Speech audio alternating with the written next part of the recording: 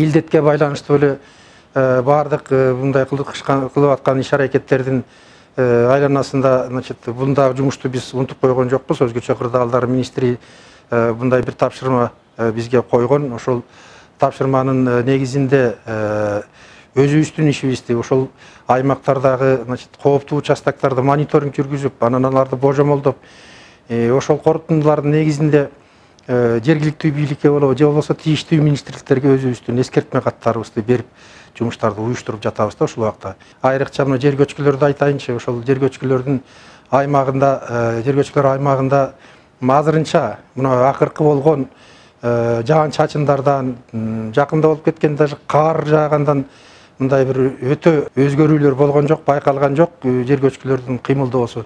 Бир гана Кара-Кулжа районунун Кара Куз айыл өкмөтүнүн Жетимдөбө айылында ушундай жер көчкүлөрдүн жылуусу байкалды.